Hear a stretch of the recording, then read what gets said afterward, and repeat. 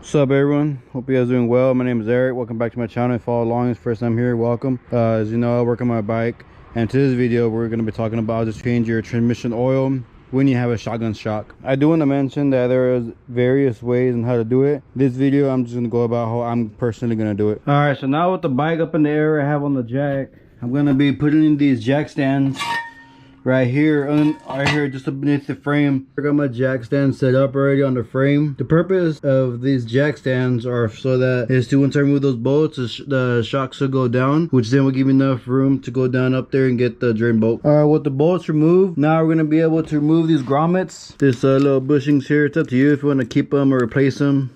They are bushings. You see here, get a rubber piece.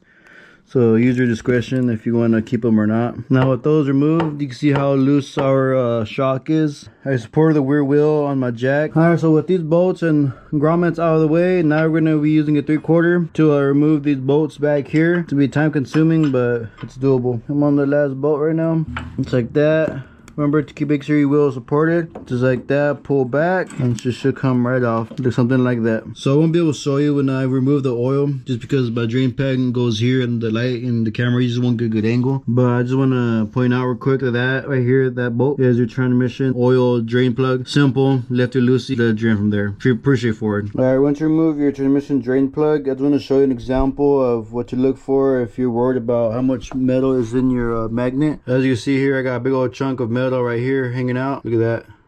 That's what you don't want to see in your drain plug. And in my case, I have no second gear, so I'll be doing a transmission rebuild. If it has big metal fragments such as this one, that's when you gotta go digging around. In my case, I already know I have no second gear. It skips out a gear. It might be a dog green. So next step is to get your drain plug cleaned off. If you have any excess, debris from the threads, clean them off. Clean off your magnet. And once you do that, use your own judgment if you're gonna be using the same O-ring or not. And once you do, then slap it back in. All right. So once you get the drain bolt back in and torqued down, then you will start your shock again. The 4 mounting bolts, these two as well as those two behind, line them up correctly. If it doesn't feel right, it is not right, so just readjust it. Take some wiggling room. Once it's in, it's in. So we're done here, making sure there's no lines kinked up or anything like that, and then we could go back up and fill up the transmission oil. All right, so now I currently have the bike up on my little jack here just to make the bike somewhat even. And here's the dipstick. Today I'm going to be going with this AMS oil severe gear, 100% synthetic. Picked it up from a local shop. We're going to see how it runs. Then you want to get your funnel. So one thing about me, when I start doing any kind of maintenance, I don't really go by what the manual says. More so what I do is I go over basically what my dipstick tells me. So basically pour some in.